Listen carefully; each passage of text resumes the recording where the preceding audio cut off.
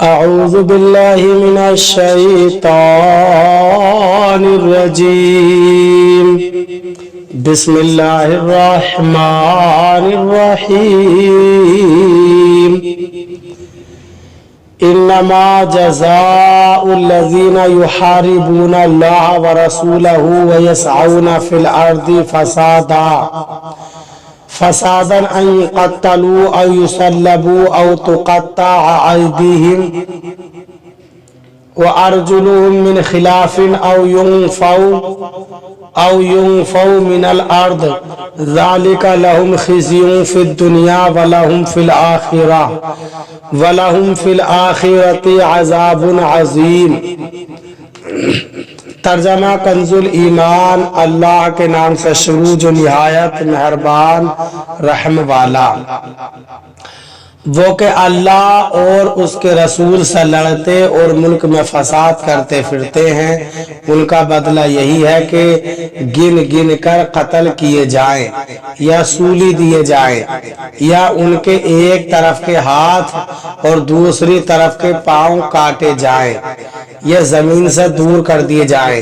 یہ دنیا میں ان کی رسوائی ہے اور آخرت میں ان کے لیے بڑا عذاب.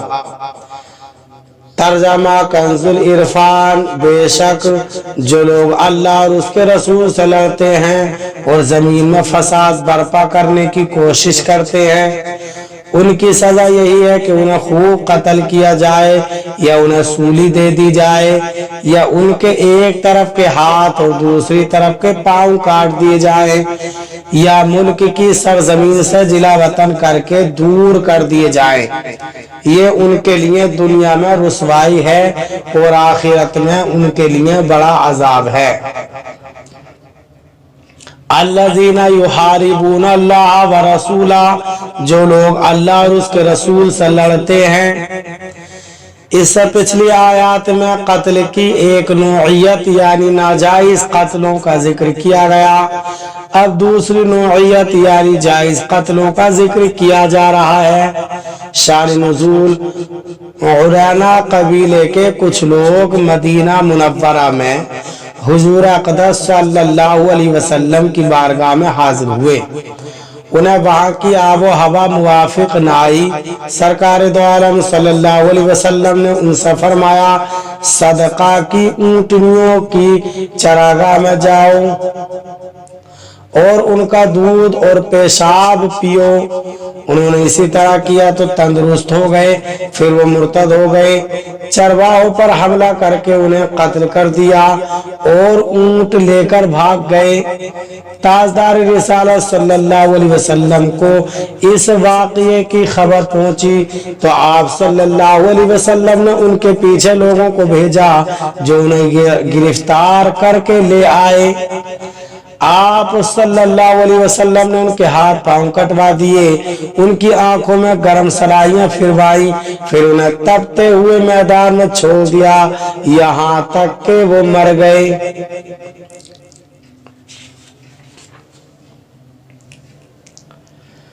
اس آیت کریمہ میں راہزن یعنی ڈاکو کی سزا کا بیان ہے.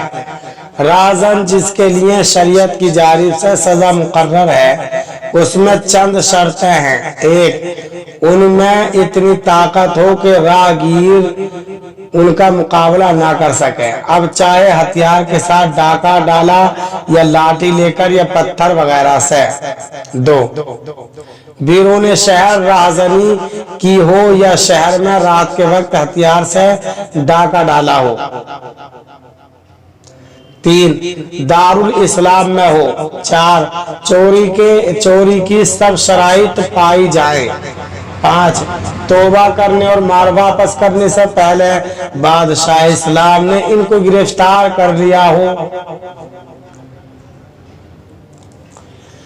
جن میں یہ سب شرطیں پائی جائیں ان کے لیے قرآن پاک میں 4 سزائیں بیان کی گئی ہیں. ایک، انہیں قتل کر دیا جائے.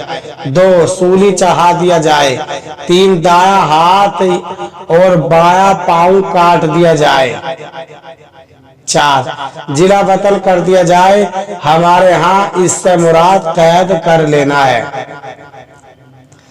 इस सजा की तफसील कुछ यूं है कि डाकुओं ने किसी मुसलमान जिम्मी को कत्ल किया और माल ना लिया तो उन्हें कत्ल किया जाए।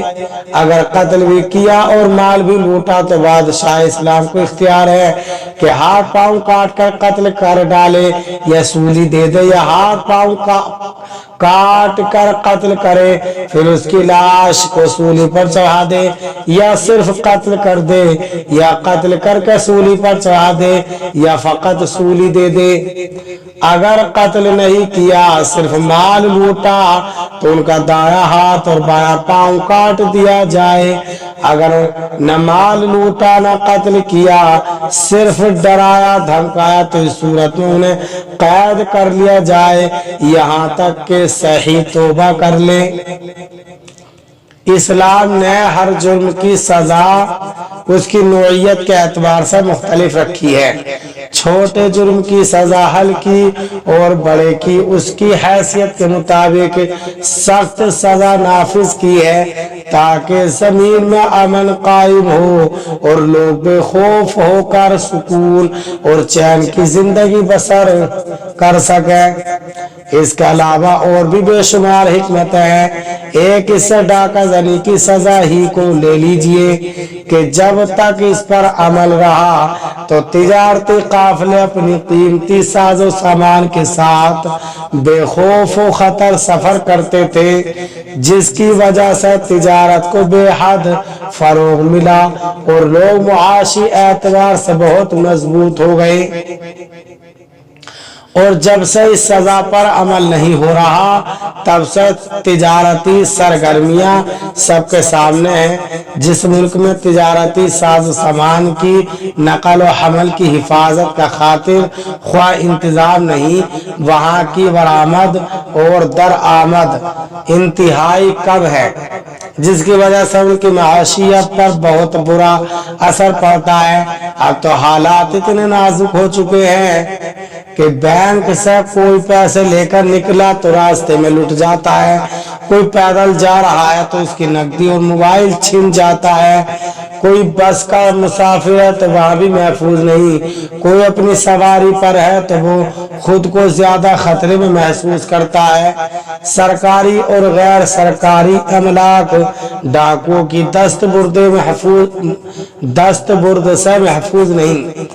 अगर डाका जनी की बयान करदा सजा पर सही तरीके से अमल हो तो इन सब का दिमाग चंद दिनों में ठिकाने पर आ जाएगा और हर इंसान